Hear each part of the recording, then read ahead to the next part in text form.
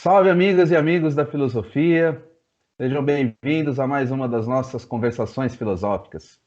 Hoje eu vou conversar com o professor da Faculdade de Educação da Federal do Rio de Janeiro, Tiago Ribas. Boa noite, Tiago, e para quem nos assiste aí, bom dia, boa tarde, boa noite. Tudo bem? Boa noite, Caio. Tudo bem? Na medida do possível, né? É, Estamos indo. tudo bem, tirando a pandemia, né? Tá tudo Aham, bem. tá certo. Deixa eu pedir para você, se você puder fazer uma breve apresentação da sua formação aí para as pessoas que não te conhecem, tem gente do canal que não é da filosofia também, se puder falar assim rapidamente o seu percurso, né, o seu leque de autores, qual a temática que você costuma trabalhar. Então, eu me formei, por incrível que pareça, primeiro em educação física, né? E depois fui para filosofia. Formei também na filosofia lá na Federal do Paraná e mestrado na Federal, doutorado na Federal do Paraná, tudo lá na UFPR. Daí eu passei num concurso aqui no Rio de Janeiro, estou aqui agora, né? Sou professor da Faculdade de Educação da UFRJ e trabalho principalmente com Foucault. Na minha formação inicial lá na UFPR, eu trabalhei com o professor André Duarte, que me orientou no mestrado e doutorado, e tanto o meu mestrado quanto o doutorado acabou sendo publicado como livro. E os dois livros que eu tenho, então, são sobre Foucault e também já publiquei algumas outras coisas também sobre Nietzsche junto com Foucault. Uhum. Se você quiser falar o título dos livros, que a gente aproveita e deixa também na descrição do vídeo, aí as pessoas depois podem ir atrás, caso tenham interesse. Então, meu primeiro livro chama-se, eu estou com ele aqui do lado, na verdade, Pode chama-se mostrar aí. Foucault, Verdade e Loucura do Nascimento da Arqueologia, publicado pela editora UFPR, esse azulzinho aqui. Eu trato da questão, então, da verdade e loucura nos textos da década de 50 e 60 do Foucault até 63, mais ou menos, de 53 até 63, né? Esse período de 10 anos. E o meu segundo livro saiu pela editora Intermeios, chama-se Foucault, Saber, Verdade e Política. Então, esse vermelhinho aqui, onde eu trato principalmente a questão da política na arqueologia, mas também passo pela análise do poder, como que da arqueologia o Foucault vai para a análise do poder e termino com a discussão sobre as questões éticas na década de 80. Então, no final das contas, o livro acaba abordando as três partes principais do pensamento do Foucault, e o primeiro livro, como que o Foucault inicia a arqueologia. Né? Legal, então você acabou trabalhando todo o período da produção Foucaultiana, né, do início ao fim. Deixa eu te fazer uma pergunta, então, já que você já trouxe o Foucault, né, para a discussão, que é o seu autor, né, de trabalho. A gente está vivendo um período de pandemia que nos convoca a pensar muitas coisas, né? O Foucault trabalhou na obra dele várias epidemias também, né, que aconteceram na Europa. Poderia lembrar, por exemplo, a lepra, a peste e a varíola, né, os três exemplos de epidemias que ele aborda, né? E de cada uma delas surge, né, naquele contexto daquelas epidemias, acaba surgindo uma forma de poder, né, de gestão da população, no caso da varíola, de controle dos corpos. E a gente está vivendo uma situação agora, né, com a pandemia de coronavírus, que é diferente de todas essas, né? Ela tem, claro, sempre na história existem diferenças, e essa de agora tem particularidades, né? Ela vem com uma crise ambiental inédita, uma superpopulação que não havia, né, nesses contextos que eram mais circunscritos à Europa, como que você vê isso? Eu sei também que você fez uma tradução de um texto, né? Recente agora, de um pesquisador que fala disso, né? Se você quiser, inclusive, falar desse texto também e depois falar as suas ideias sobre isso. Então, o texto que você está se referindo é o texto do Daniele Lorenzini, que foi publicado na Critical Inquiry e agora está publicado também em português, pela tradução que eu fiz, na, no Instituto Humanitas Unicinos, né, IHU, no site do Unicinos. É o texto, se eu não me engano, o título é Biopolítica em Tempos de Coronavírus. E eu acho que o Lorenzini ali naquele texto ele faz uma discussão bastante sóbria, assim, né? Bastante acertada no meu ponto de vista. Primeiro, iniciando o texto dizendo que nós não devemos cair numa certa chantagem da biopolítica, né? As pessoas tendem a ver o Foucault de uma maneira meio simples, né? Meio simplória, meio boba até às vezes, né? Como se o Foucault descreve as disciplinas, então ele é totalmente contra as disciplinas. O Foucault ele descreve o nascimento da prisão, então ele é contra toda forma de punição. O Foucault descreve o nascimento da loucura, então ele é contra toda a psicologia. Eu acho umas simplificações muito bobas, muito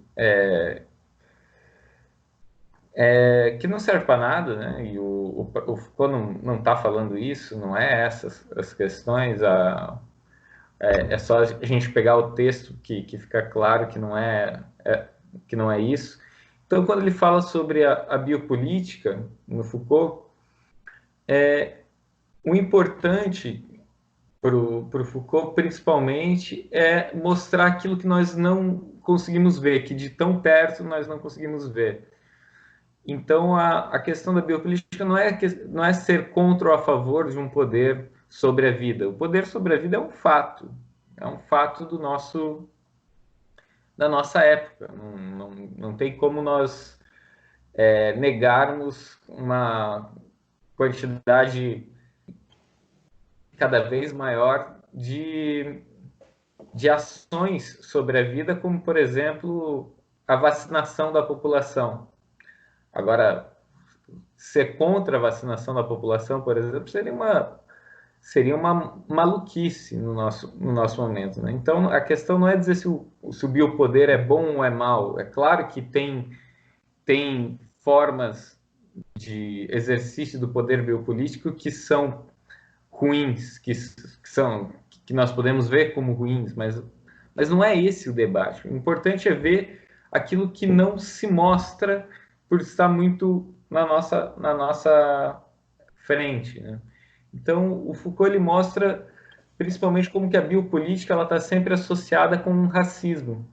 E esse racismo de Estado mostra como que a preservação da vida, o poder sobre a vida que faz viver, é uma preservação sobre a vida diferenciada. Diferenciada com respeito à raça, com respeito ao tipo da população que se busca proteger.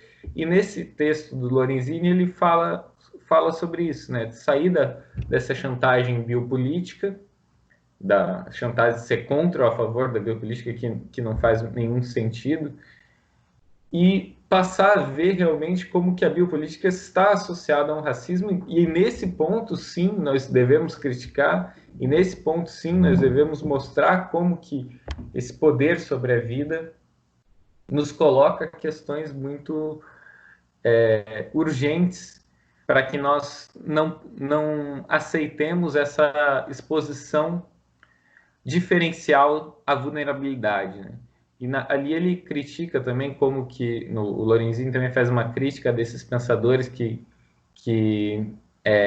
tem dito que a pandemia do coronavírus nos deixa expostos a uma certa igualdade, e é óbvio que não. É só a gente ver como que que esse vírus está chegando nas periferias dos Estados Unidos, para a gente ter uma ideia do que vai ser nas periferias do Brasil. Então, nós vemos como que pensar a biopolítica não ficou a pensar como que o poder sobre a vida se dá diferentemente a uma exposição à vulnerabilidade da vida e como que isso nos coloca, então, uma relação de desigualdade que deve ser denunciada, né? E que obviamente vai ter efeitos profundos agora nessa crise do coronavírus. É só a gente ver como que a população negra nos Estados Unidos está sendo muito mais afetada. Isso não é somente uma questão biológica, obviamente. A população negra nos Estados Unidos está sendo mais afetada porque também é a população que tem menos acesso à saúde, que é também a população que tem menos acesso a uma alimentação de qualidade, é uma população que tem menos acesso ao exercício físico, que está mais exposta ao vírus, que precisa estar trabalhando, que precisa estar voltada. E aqui no Brasil a gente tem esse caos completo, né? Onde, obviamente, o Estado poderia estar intervindo para diminuir a vulnerabilidade das pessoas ao vírus, e nós estamos vendo exatamente o contrário, né? Nós estamos vendo justamente o presidente da República expor cada vez mais a população ao risco e colocar a população contra o Congresso, como se o Congresso, que é justamente quem está propondo medidas para conter conter não só a pandemia, mas como conter as necessidades básicas, né, que estão ficando cada vez mais fortes da população. A população não está tendo acesso nem à comida, muitas vezes, se vê obrigada a ir para a rua e se expor ao vírus, ou ficar em casa e ficar sem comida. Essa opção é macabra, é terrível, quando que o nosso poder público poderia estar justamente fazendo com que a população tivesse acesso à comida, tivesse acesso à renda que lhe permitirá permanecer em casa durante esse momento de pandemia, mas a gente vê o presidente da República insuflando a população contra as instituições para que elas saiam, para que elas parem de fazer a quarentena, para que saiam para a rua para ganhar o seu dinheiro. Pô, mas essa renda o Estado deveria estar dando, né? Então aí nós vemos como que a exposição à vulnerabilidade biopolítica, ela se dá de uma maneira racista, ela se dá de uma maneira a escolher quem nós vamos fazer viver, quem nós vamos deixar viver dentro das suas casas e quem nós vamos insuflar para ir para as ruas para ter que ganhar o seu salário, para ter que ganhar a sua renda. Não é nem salário, né? Porque nós temos uma população de precarizados, né? Que foi mentido para eles que eles eram chefes de si mesmos, empresários de si mesmos, e eles muitas vezes acreditaram nisso, um empresário de si mesmo que tem que sair na rua agora e se expor ao vírus porque o poder público não quer fazer aquilo que seria o básico de todo o poder público, que é garantir a vida dos cidadãos. E para garantir a vida dos cidadãos, eles têm que poder estar em casa e poder estar tendo renda para estar em casa. Isso é o mínimo que o poder público tinha que fazer.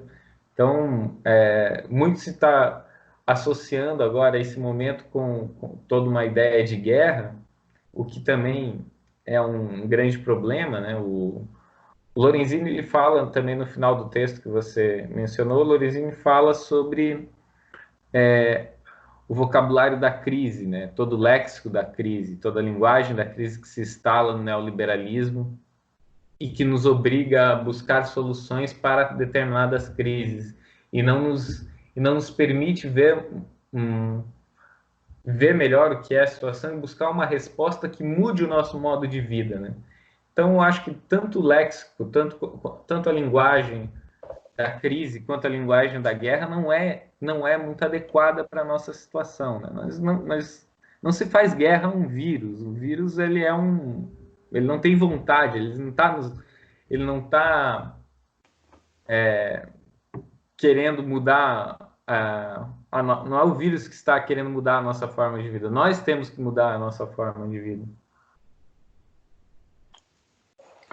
E, bom, o que você falou, tem dois autores que eu queria ouvir você falar um pouco mais, que trabalham, desenvolvem, cada um à sua maneira, né, alguns conceitos que o Foucault criou, né, e trabalhou, mas com outras referências também, né? Um deles é o Agamben e o outro é o Mbembe, o camaronês, né?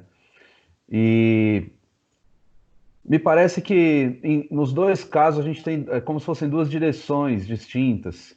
Pelo menos eu vejo assim. Queria saber de você, né? A partir do conceito de biopolítica. O Agamben tem sido muito criticado pelas suas posições que ele vem publicando, né? Desde fevereiro, tem um texto dele lá, curto, criticando o isolamento, né? Os lockdowns e tudo mais. E depois outras publicações no contexto italiano, né? E europeu, isso vale também para o resto do mundo, e recebeu algumas críticas, o próprio Jean-Luc Nancy já escreveu já na sequência, né, naquela coletânea que circulou bastante aí, Sopa de Wuhan, né, você deve ter visto também, e me parece que é uma forma de encaminhar essa discussão, né, do isolamento, né, e, na minha opinião, é uma forma ainda um pouco enrijecida de mobilizar os conceitos Foucaultianos, né, de biopolítica e tudo mais. Não sei, o que você acha disso? Também queria ouvir você falar um pouco disso. E também é outra coisa, sobre o Mbembe. Porque aí no nosso caso aqui no Brasil, por sermos uma nação colonial, né, pós-colonial, ele faz essa diferenciação, né, ele até cria um novo termo, que ele diz que o termo biopolítica tem uma insuficiência, né, então deveria haver um outro conceito que ele cria lá, de necropolítica, para tratar de situações de países que sofreram a colonização e que, segundo a abordagem dele, teriam sido um pouco negligenciadas na abordagem Foucaultiana. É claro, o conceito de necropolítica tem uma herança, né, com o conceito de Foucault, de biopolítica, mas, ao mesmo tempo, também propõe uma revisão crítica, né, como se o Foucault tivesse ainda sendo um pouco eurocêntrico, né? E aí o Mbembe, ele tenta fazer esse deslocamento. Queria saber o que você acha desses dois devires do conceito de biopolítica aí na perspectiva do Agamben e, sobretudo, nas posições que ele tem atuais quanto à crise do coronavírus, e o Mbembe com essa proposta nova, né, conceitual, se talvez isso não fosse mais adequado também para pensar o que você mesmo falou, né, que não é igual para todos, e para um país colonizado, um país pobre com mais dificuldades, talvez isso fosse ainda mais complicado de se pensar. O que você acha dessas duas coisas? Eu acho que ambos os pensadores, tanto o Mbembe quanto o Agamben, eles são pensadores originais e pensam com o Foucault, mas também além do Foucault. O Agamben tem toda uma questão com o pensamento jurídico que ele desenvolve mais, né? O, mais do que o Foucault está mais interessado em pensar o poder em termos de existência e de funcionalidade, e o Agamben vai pensar mais a questão jurídica, principalmente. Eu acho que o Agamben, nesse momento, realmente foi muito ruim as duas, pelo menos as duas contribuições que ele deu, que eu vi, né? As duas matérias que eu vi dele são muito ruins. Acho que não tem outra palavra para falar. Acho que é complicado a gente da filosofia ser ser tão ser chamado para dar diagnóstico sobre algo que está tão presente, né? Você sempre corre um risco quando você tem que falar sobre algo que acabou de acontecer e você não tem como olhar uma perspectiva maior. Mas o texto que o Agamben fez em fevereiro, acho que não deu 2 semanas e ele ficou ultrapassado, ficou sem sentido.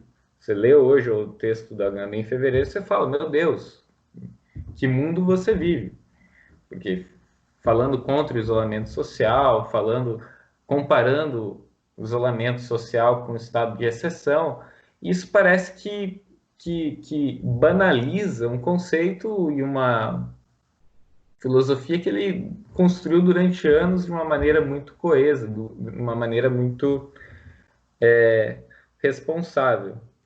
E daí, quando ele faz essa contribuição e chama de estado de exceção uma obviamente justificada política de distanciamento social, sem fazer a ressalva de aliás, não só sem fazer a ressalva, falando o contrário, né? Ele fala que é injustificada essa política de distanciamento social, até ironiza, né?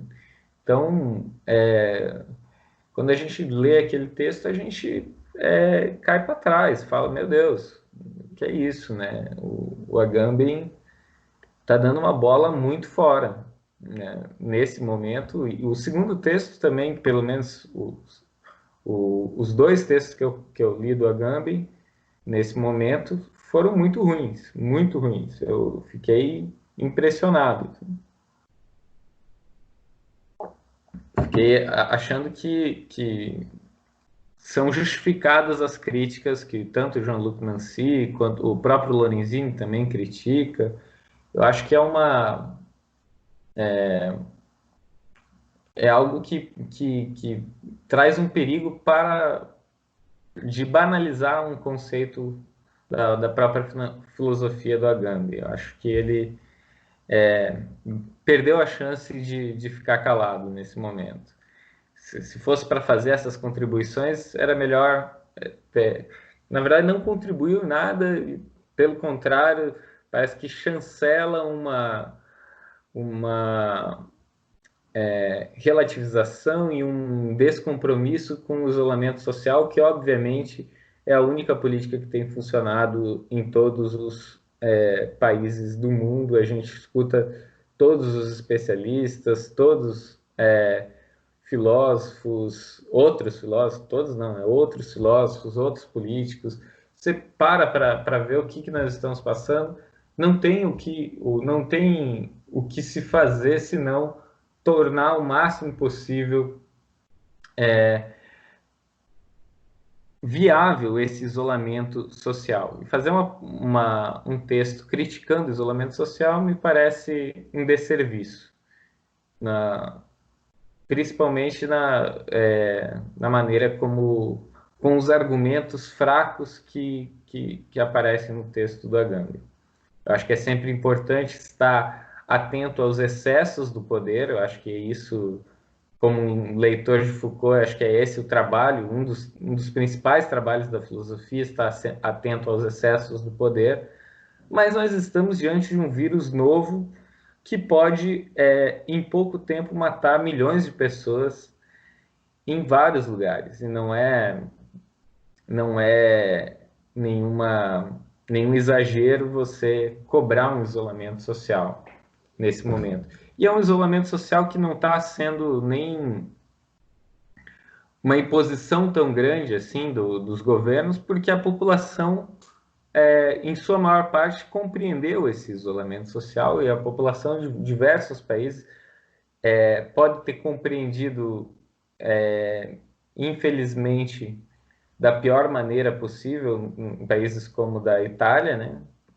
Mas é uma população que apoia essa política. Então, não vejo isso como uma imposição rigorosa, um estado de exceção, onde o governo obriga as pessoas a fazer isso ou aquilo. É claro, na França você tem, não sei como é que está na Itália agora, mas imagino que seja semelhante, mas na França você também tem que todas as suas saídas, você precisa colocar num site do governo por que você está saindo, justificar por que você está saindo. Mas eu acho que essa medida, não vejo como autoritária, porque ela é razoável pela situação.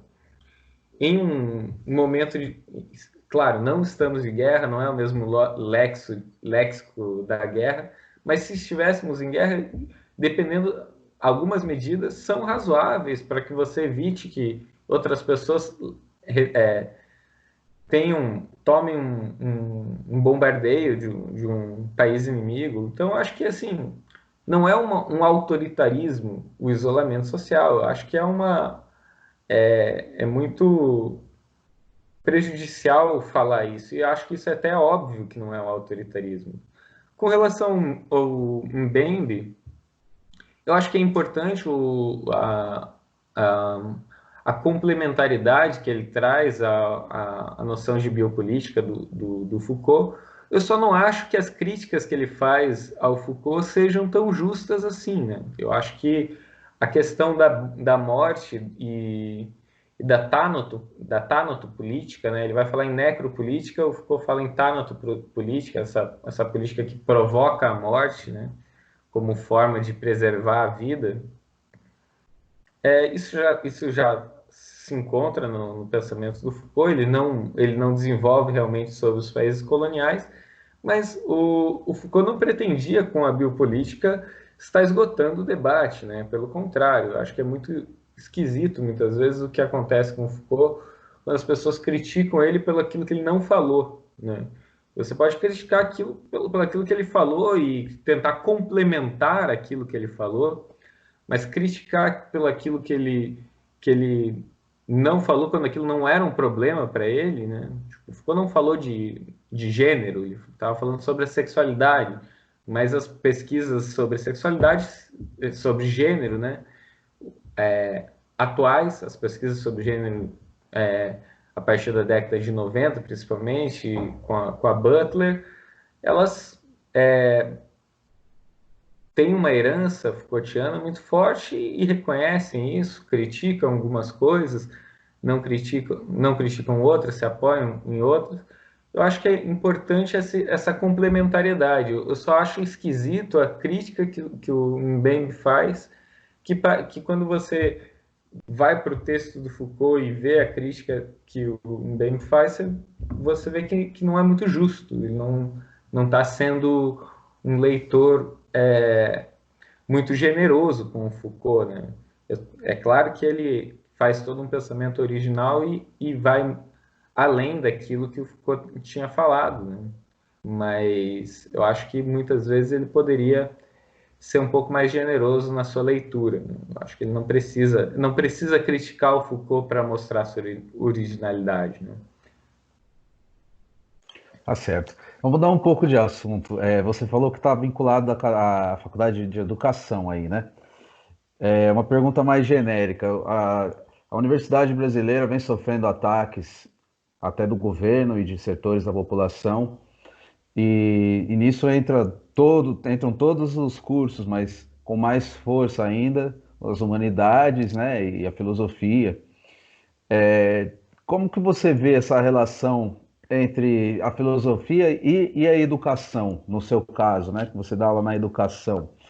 Você se consideraria mais próximo da filosofia, alguém que vem da filosofia e que dá aula na educação, ou alguém que dentro da educação busca mobilizar conceitos filosóficos?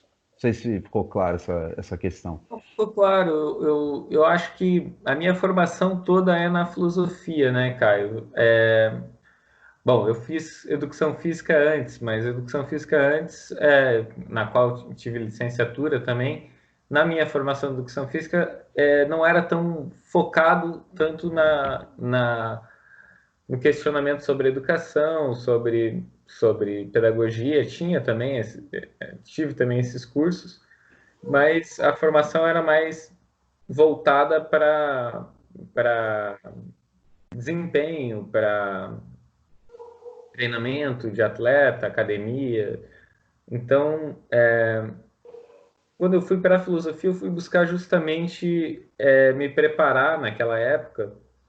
Eu queria me preparar para entrar para um mestrado na educação, porque eu sentia falta do debate mais sobre a educação. Isso é muito engraçado, porque eu saí da educação física querendo me preparar um pouco mais para debater educação, fui para a filosofia porque eu achava que tinha que encontrar alguns conceitos, alguns filósofos que me dessem base para pensar a educação. E daí eu acabei ficando na filosofia, acabei me apaixonando principalmente pelo pensamento do Foucault, mas também pelo pensamento de outros autores como Nietzsche, Deleuze, que me traziam questões muito importantes, pessoais, né? Da filosofia da diferença me toca muito, né? Me coloca questões de vida, né? Questões existenciais que me deixaram mais tempo do que eu imaginava dentro da filosofia, né? E a gente tem que lembrar que nesse momento que eu estava fazendo a formação, que eu estou agora com 35 anos, eu entrei na faculdade de filosofia em 2005. Então a gente tem que lembrar o que a gente estava passando como país também, né, para contextualizar essa sua pergunta. Eu acho que muita gente, muitos dos meus alunos não entendem muito bem o que a gente passou nos últimos anos, você imaginar o que um aluno meu, que idade tem um aluno meu hoje que entra na faculdade agora, né? 18, 19 anos. Quando que ele nasceu? Nasceu em 2002, 2001. Quando eu estava entrando na faculdade de filosofia, ele tinha 4 anos, 3 anos. E tudo que ele conhece é uma universidade que cresceu, que se expandiu, que acolheu cada vez mais a universidade pública, que acolheu cada vez mais a população. E um governo quando ele viu o governo do PT, ele não tinha como criticar, não tinha como não tinha um parâmetro mais baixo pelo qual ele pudesse ver o que a gente vivenciou, as melhoras que a gente teve nessa época, né? Eu acho assim, se eu pude me formar, se eu pude fazer todo o processo de pós-graduação, se eu, também no doutorado eu tive um ano na França com bolsa. Se a gente teve todo um crescimento da universidade, foi por causa das mudanças políticas que o país teve nesse período de 2003 até 2014. Foi um momento da minha formação, foi um momento de ouro mesmo para a universidade pública brasileira. Nunca se ganhou tanta bolsa, nunca se cresceu tanto dentro da universidade. E agora que a gente vê, depois de todo um crescimento da universidade, depois de todo um acolhimento, uma democratização da universidade, um acolhimento cada vez maior, mais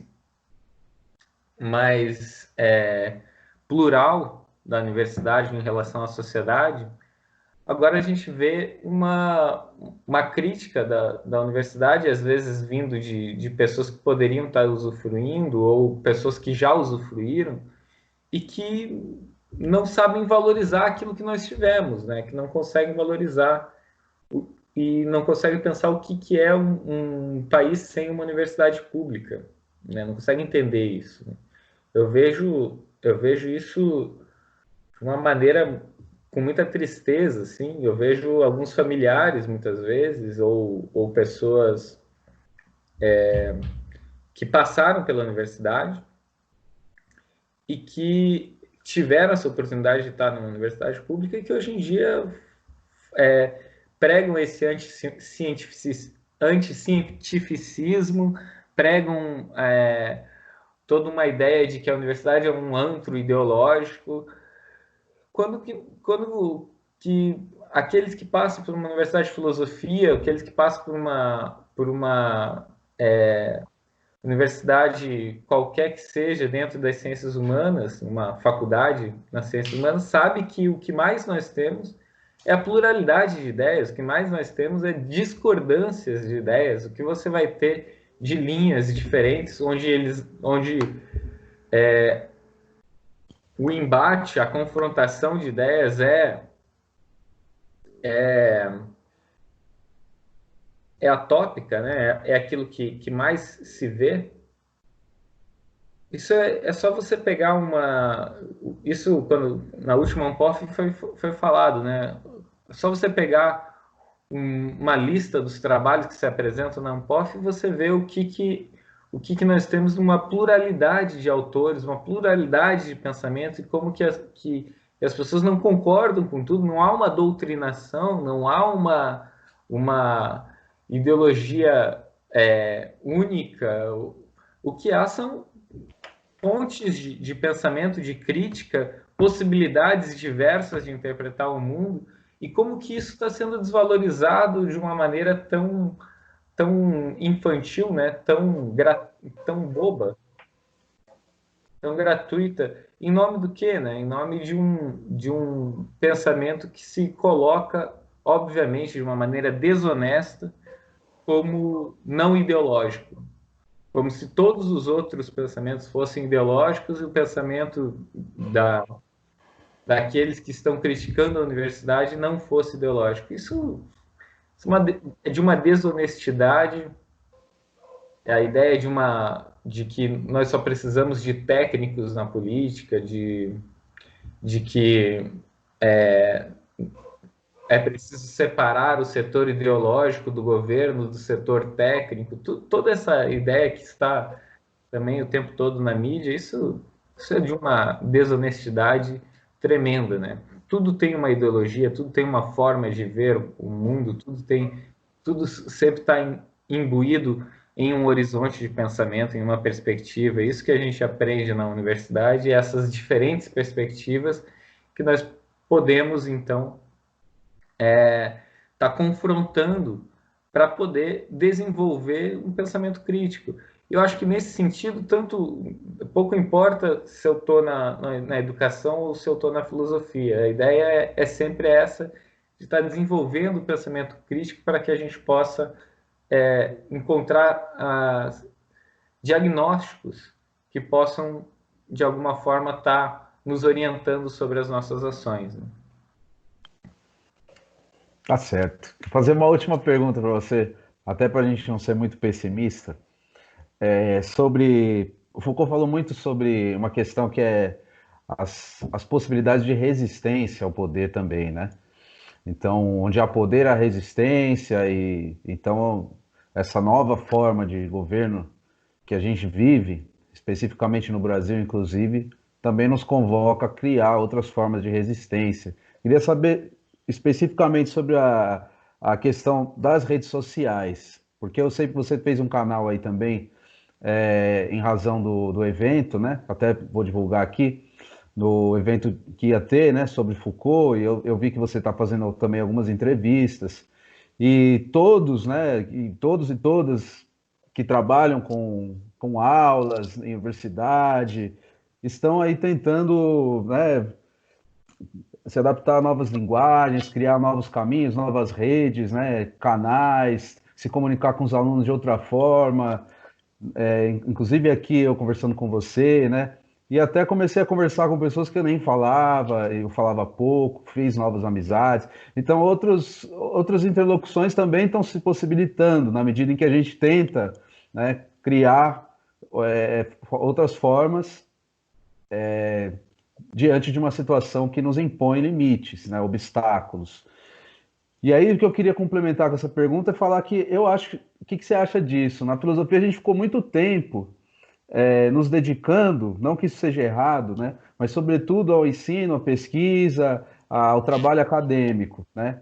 E as redes sociais, que é que tem uma penetração muito maior, mais ampla e muito mais veloz na sociedade, né, acabou sendo ocupada por outras figuras, né, inclusive que se utilizam, né, do título de filósofos, de educadores, e nem cabe discutir se são ou não são, porque o conceito de filosofia não pode se limitar só à academia, evidentemente, né? Mas eu queria saber o que você acha sobre essa questão, né? Primeiro, das resistências que a gente está tendo que construir, né? E que isso, então, não é só uma limitação, mas também um campo novo de possibilidades, e sobre a ocupação das redes sociais pelos professores, pelos acadêmicos, pelos estudantes de filosofia em geral. Eu acho que essa frase ficou muito importante a gente sempre lembrar para a gente não se desesperar, ainda mais no momento que nós estamos, né? Essa frase que fala de onde há poder, há resistência, né?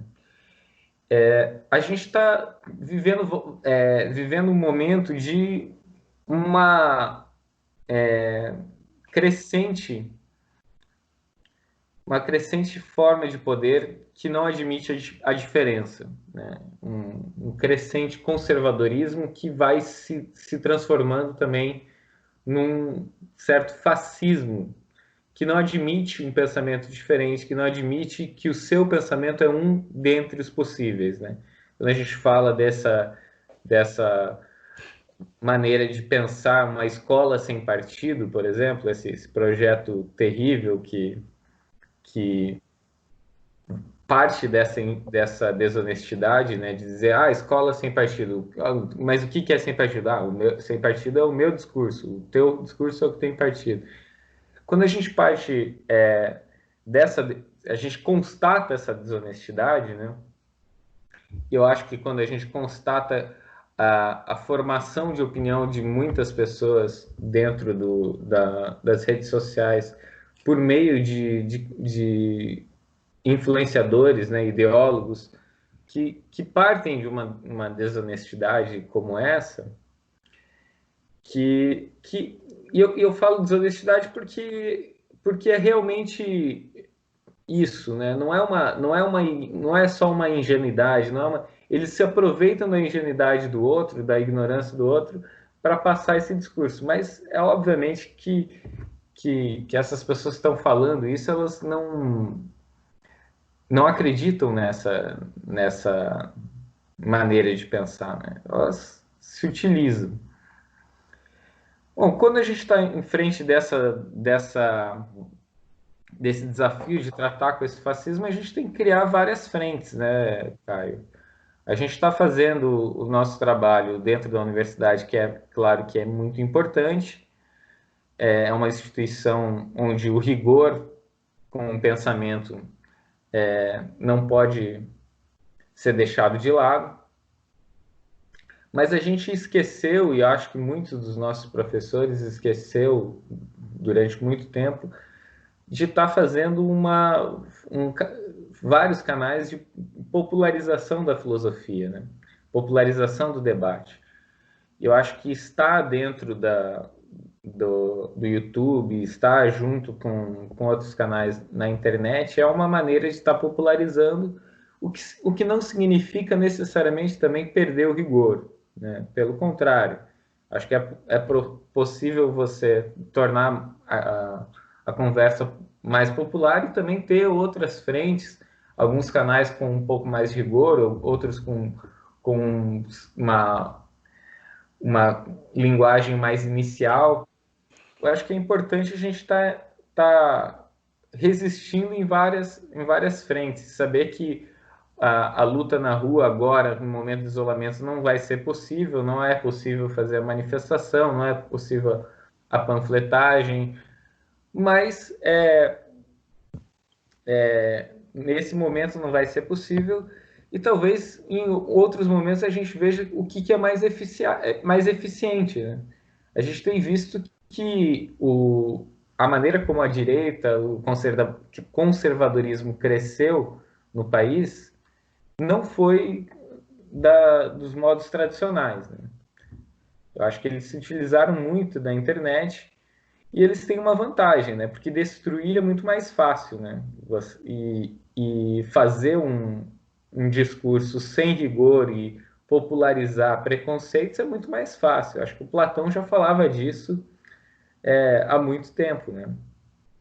Você construir um entendimento, construir um pensamento mais rigoroso, onde você tem uma desconfiança e um pensamento capaz de investigação científica para checar suas fontes, isso demora, isso leva tempo, isso não viraliza tão rápido, né? E a gente tem, o que nós temos visto para fazer essa analogia com a nossa pandemia, nós temos visto viralizar muito mais rápido memes e,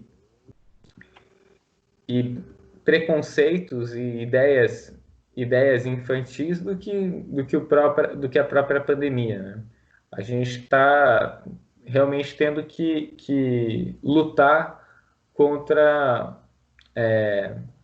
aqueles que não têm compromisso com aquilo que falam, né? E não tendo compromisso com o que falam, não tendo coerência, vão para aquilo que cola mais, para aquilo que funciona mais. A gente não pode falar qualquer coisa, nós temos sempre que estar tomando cuidado. E isso só mostra um rigor, né? Uma coerência. Mas o público não é sempre voltado para esse pensamento rigoroso científico, né? Mas eu acho que a ideia é resistir através de um pensamento que busca honestamente critérios de verdade, por mais que a gente saiba que esses critérios são históricos, mas critérios que são cada vez mais coerentes, que são cada vez mais rigorosos e que tentem então trazer uma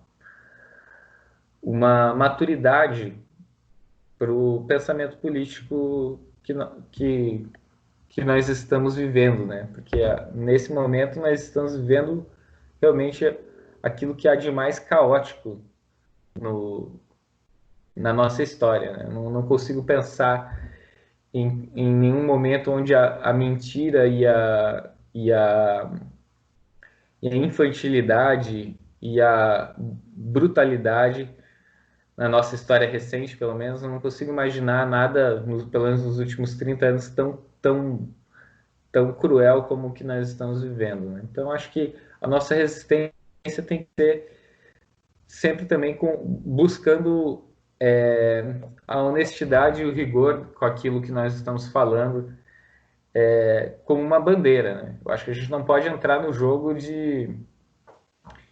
de falsidade para um lado, falsidade para o outro, tanto faz, não. Eu acho que a gente, aquilo que é o nosso rigor é justamente, é por isso que nós estamos lutando, né? Nós estamos lutando pela coerência, pela honestidade. Essa é a nossa principal bandeira. Tá certo. Bom, Thiago, foi muito bom revê-lo, falar com você, saber que você está aí com saúde. E se você quiser dizer alguma última palavra aí para a gente encerrar essa conversa. Bom, Caio, eu queria, antes de tudo, te parabenizar pelo canal. Estou vendo, já assisti outros vídeos que você colocou, estou vendo que as conversas são sempre muito boas, você está incansavelmente aí nessa quarentena entrevistando muita gente, é impressionante a quantidade de vídeos que você consegue colocar em uma semana. Eu não tenho a menor pretensão de fazer isso também. Dá trabalho, é preciso não só marcar o tempo, fazer a conversa, tem toda a edição. Eu sei que é difícil. Então, eu queria primeiro te dar os parabéns. Também vi que você indicar também um artigo que você publicou aí. Eu vi que você já publicou essa semana na revista Aurora sobre Foucault e literatura na arqueologia. Parabéns pelo artigo. E bom, e dizer que eu estou com um canal que é o Foucault e Modos de Vida Outros, que tem uma proposta um pouco diferente, mas é parecida e diferente, né? Eu estou postando menos vídeos, até agora só tem 2, vou postar mais um amanhã, se tudo der certo, se eu conseguir terminar. Aos poucos vou colocando, e como o canal que eu fiz surgiu da, da necessidade de criar um espaço alternativo ao colóquio que ia se realizar, o colóquio Foucault e os modos de vida outros, que estava previsto para o dia 16 e 17 de abril e não pôde se realizar. Então, esse canal, como partiu disso, né, ele está primeiro entrevistando os convidados do colóquio. Então, depois, quem sabe, acho que o canal já está ganhando vida própria, né? Então, a gente vai depois entrevistar outras pessoas que não estavam previstas no colóquio e criar um canal específico sobre Foucault, né? Sobre Foucault e principalmente sobre a temática dos modos de vida outros. Eu sei que tem outros canais também no YouTube que têm propostas similares, mas a questão é tentar focar um pouco no pensamento desse autor e nos seus interlocutores, né?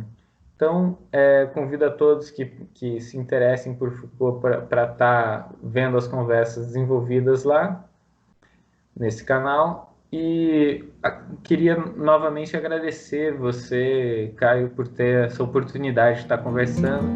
Dizer que é sempre muito bom revê-lo também, ver que está com saúde, já faz alguns anos aí que a gente se viu pessoalmente, mas quem sabe a gente consegue se encontrar assim que acabar esse momento de distanciamento social.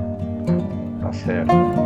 Beleza, Thiago, eu que agradeço, foi um prazer, uma alegria. Vou deixar aí o link do seu canal, os seus livros, esse texto do Lorenzini também, para quem quiser depois acompanhar.